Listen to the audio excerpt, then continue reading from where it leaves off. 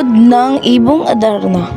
Nung unang panahon, sasang-ayon sa kasaysayan ng Berbanya, may haring nagangalan na Haring Fernando at ang kabiyak nito na si Reyna Valeriana, at pinagpalaan sila ng tatlong anak na si Don Pedro, Don Diego at Don Juan.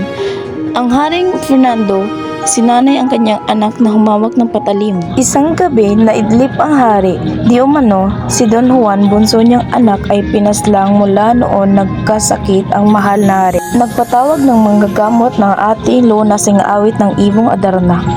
Inutusan si Don Pedro para maglakbay at hanapin ang Ibong Adarna. Sa kasamaang palad, nakatulog sa awit ng Ibong Adarna at naging bato matapos mahulugan ng ipot ng ibon. Sa ikalawang paglalakbay, natasan ng hari hanapin si Don Pedro at hulihin ang Ibong Adarna, ngunit ganon din ang kapalaran ni Don Diego. Nahuli ni Don Juan ng Ibong Adarna sa pagsunod ng ipinayo ng matandang ermitanyo. Sa tulong rin ng ermitanyo, nagiging tao muli sa pagiging bato ang kanyang mga kapatid. Nagbalik ang tatlong prinsipe, ngunit ang taksil na si Don Pedro ay plinanong bugbugin si Don Juan dulot ng inggit. Sa pagbabalik sa kaharian, di kasamang bumalik si Don Juan at ayaw umawit ng Ibong Adarna. Sa pagkabugbog kay Don Juan, muli may ermitanyo na tumulong kay Don Juan. Bumalik sa kaharian ng Berbanya si Don Juan at doon ay umawit ng Ibong Adarna at nagkwento sa mga pangyayari. Nagalit ang kanilang ama, ngunit nagpatawad ang hari alang-alang sa kanilang bunsong anak na si Don Juan at nakawala ang Ibong Adarna.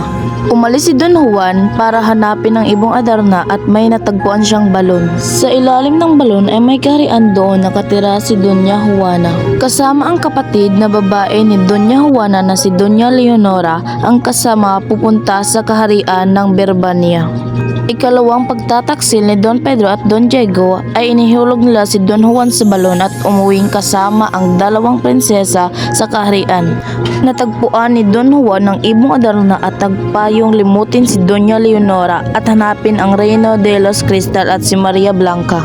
Sa tulong muli ng ermitanyo, tinulungan makapunta sa kaharian sakay ng agila. Doon nakita si Maria Blanca, si Haring Salermo ay maraming pagsubok sa pag-iibigan ng kanyang anak, tulad ng pagpupunta ng trigo at gawing tinapay. Punin ng itang, pinakawala at ilagay sa bote, iurong ang bundok, magpagawa ng kastilyo sa gitna ng dagat. Ang paghahanap ng singsing, paamunin ng kabayo at pinakahuli ang piliin ng mapapangasawa sa kanyang anak. Dahil sa masamang binabalak ng hari, nagtanan ang dalawa.